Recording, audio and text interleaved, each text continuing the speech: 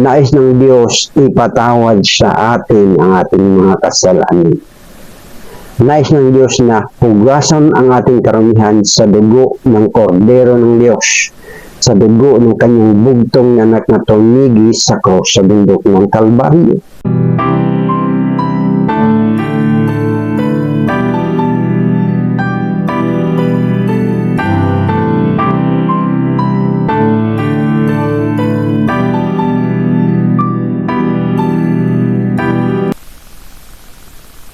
Gusto po kayo sa mapagpalang pagkakataon naman po ang nagkaloob sa atin ng Diyos na makapagbahagi ng kanyang mga salita at mapahayagan unawa na ating pakikinabangin na kung paano sinabi ng salita ng Diyos na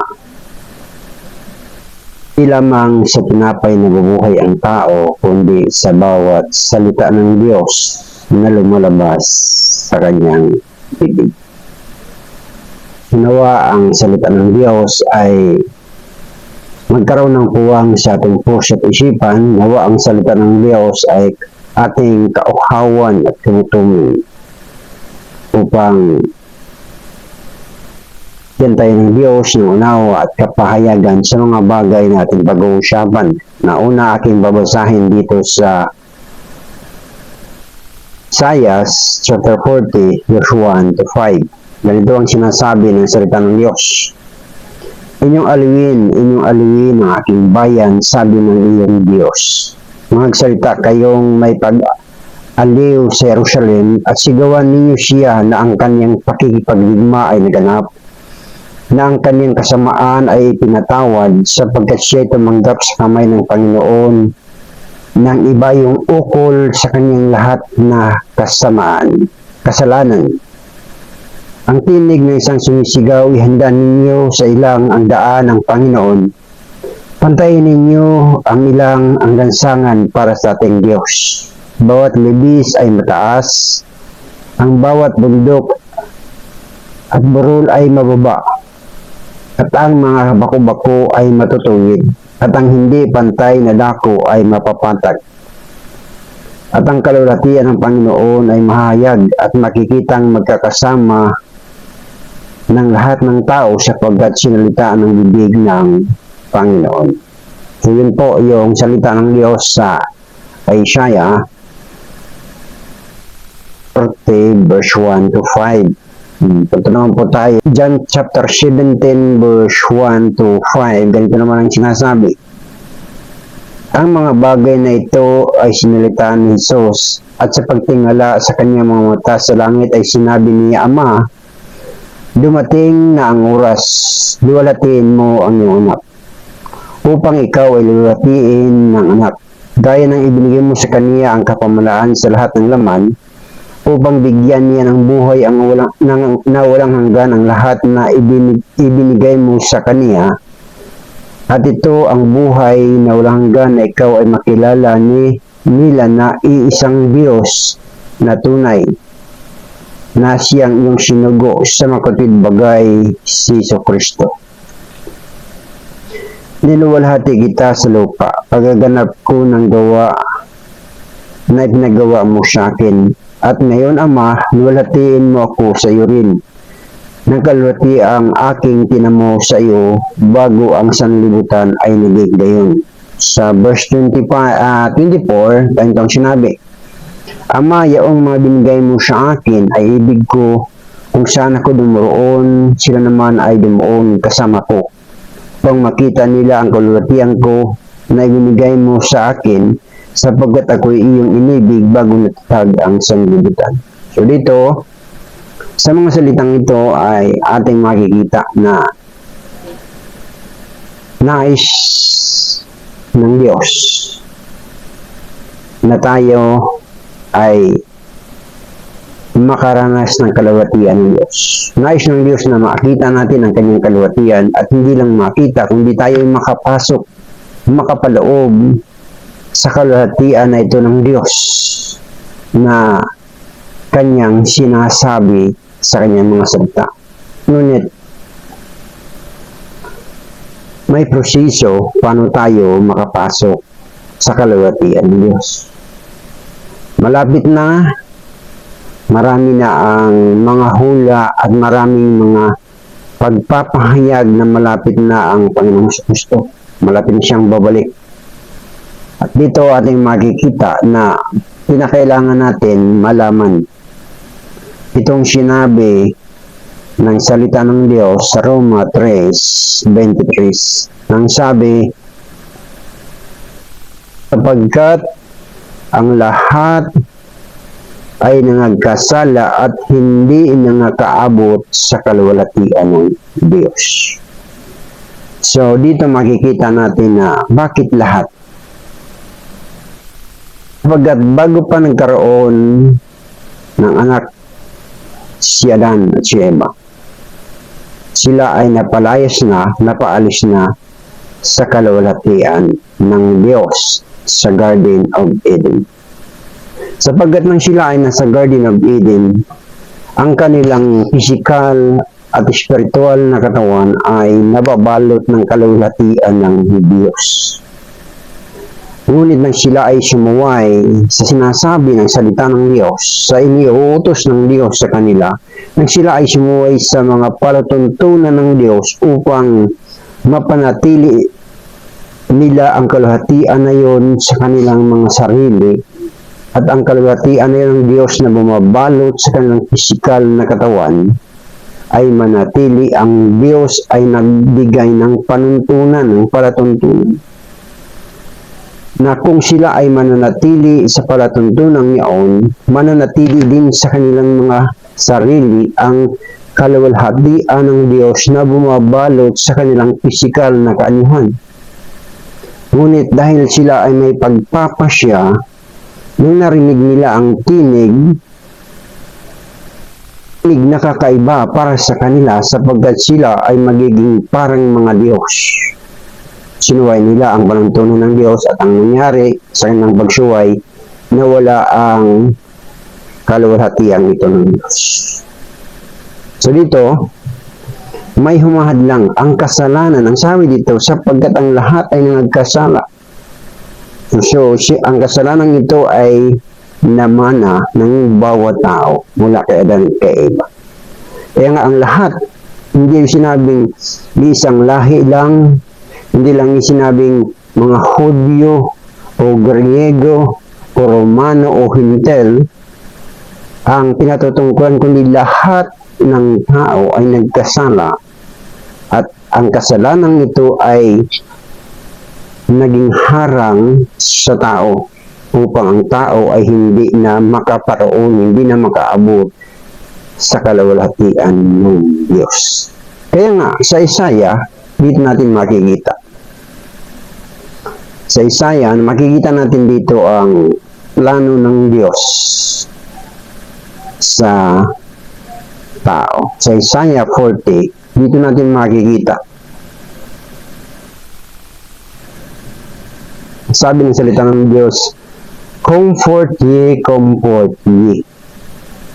my people, saith the Lord. So, aliwin ang mga tao, aliwin ang bayan ng Diyos, at pagsalitaan siya ng malumanay na mga salita.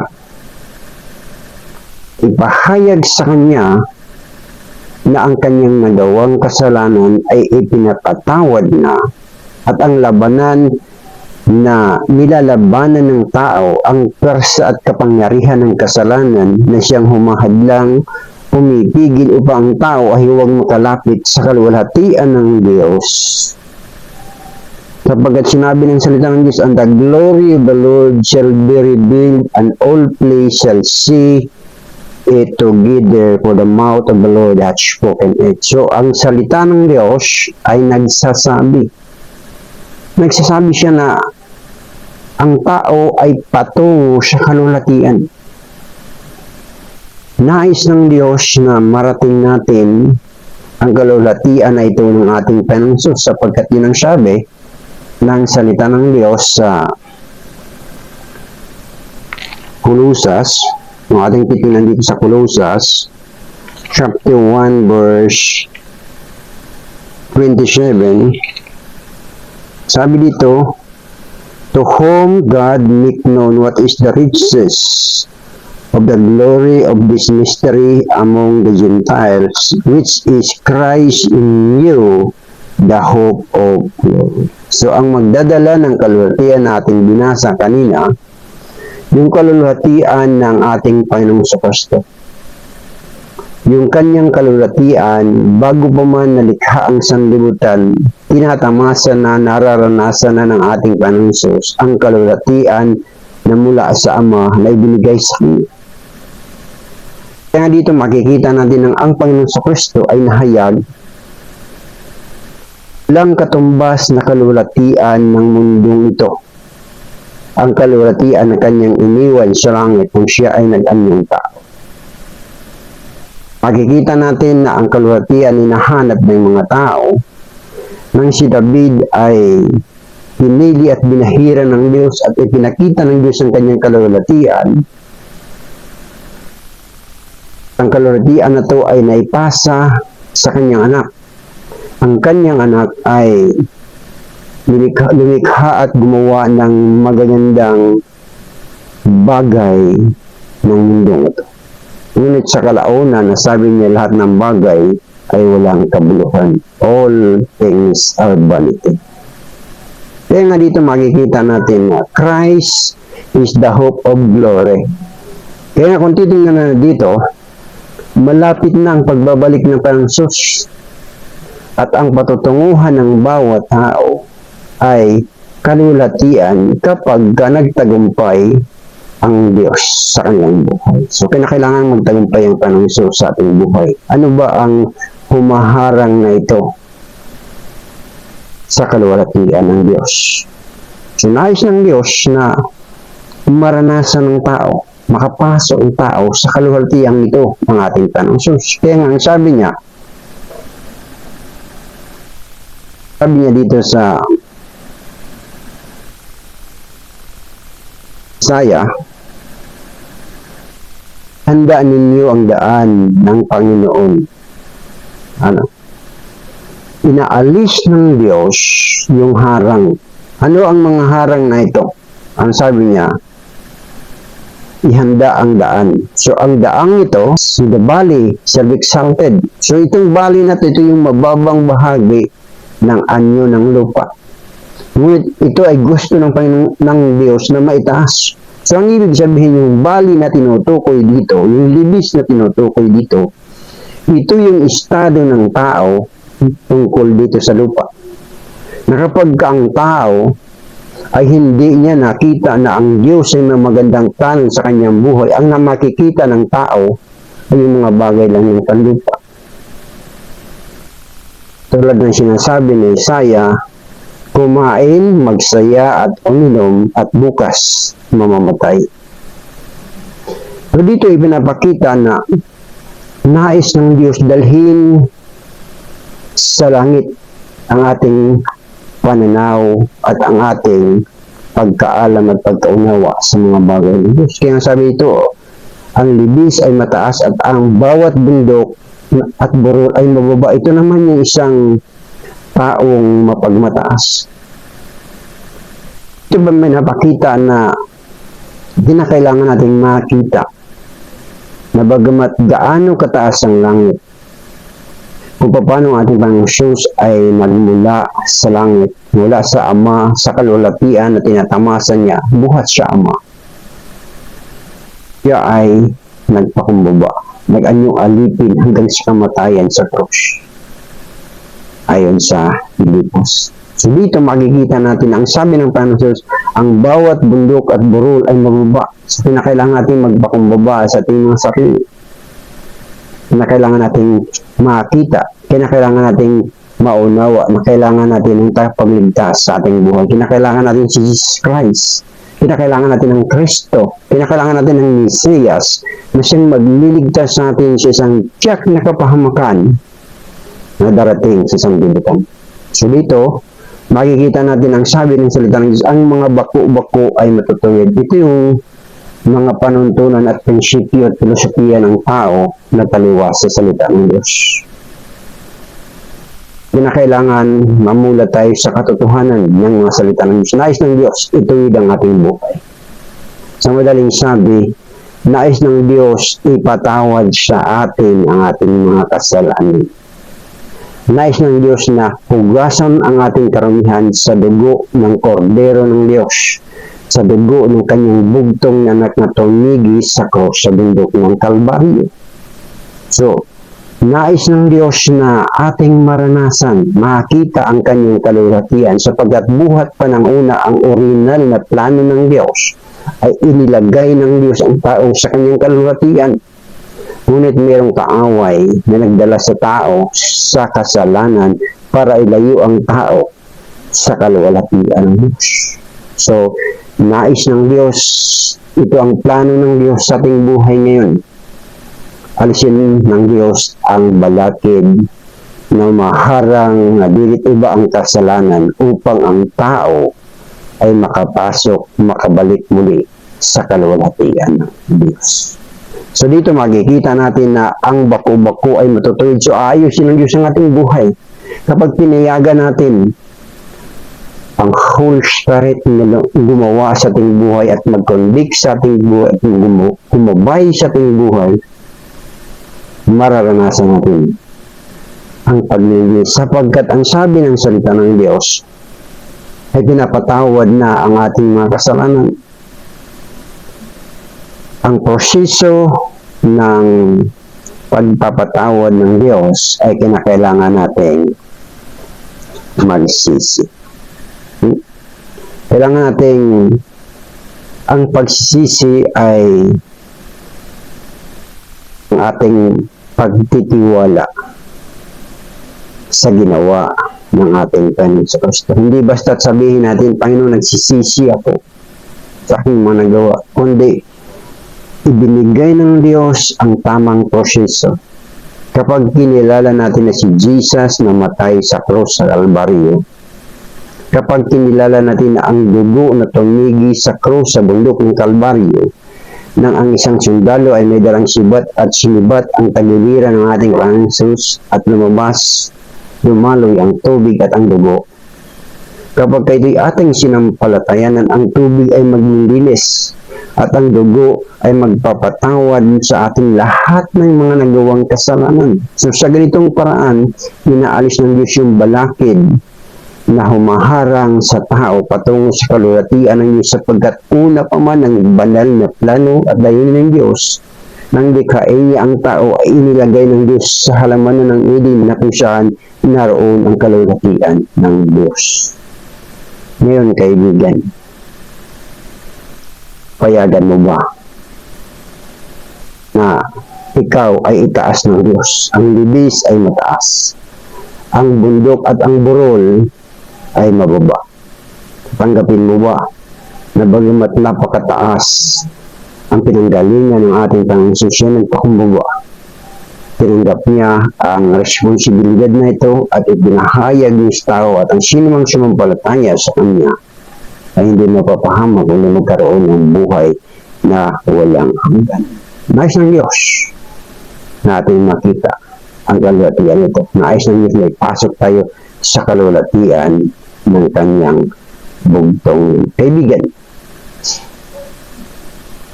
ikaw ba ay may pagnanais na makapasok sa kaluwalhatian ng Diyos? Sapagkat ang kaluwalhatian ito ay magdadala sa atin mula sa kadiliman tungo sa kaliwanagan. Gaya ng kasalanan na sinabi ng Diablo, kailan ka iba. Kumain ka lang sa bunga na pinagbabawal ng Diyos. Ibig sabihin, o tao, baliwalain mo lang itong sinasabi ng Diablo. O tao, baliwalain mo lang ang salita ng Diyos. Baliwalain mo lang ang plano ng Diyos. Hindi ka mamamatay. Ngunit anong nangyari? Nang ito'y pinakinggan niya rin na iba.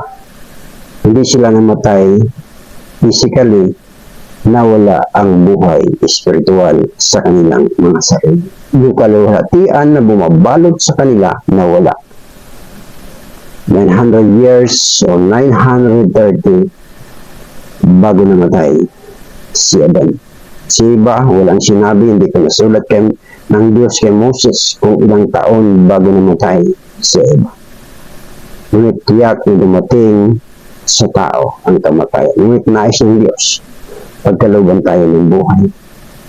Nais ng Diyos na alisin tayo sa kadiliman tungo sa kalulatian, because Christ in you, the hope of glory.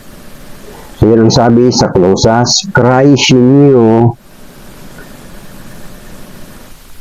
ito ang misteryo ng magandang balita. Nakapagkasinampalatayanan natin si Jesus.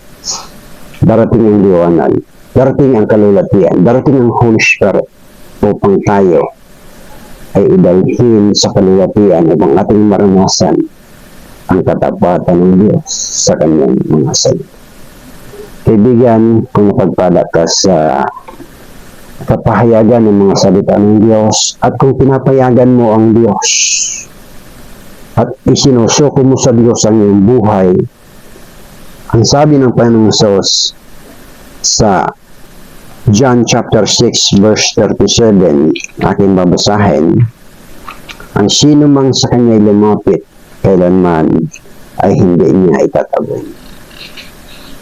So sabi dito, sabi, all that the Father giveth me shall come to me, and him that cometh to me I will in no wise cast out. So dito ating makikita ang salita ng Diyos.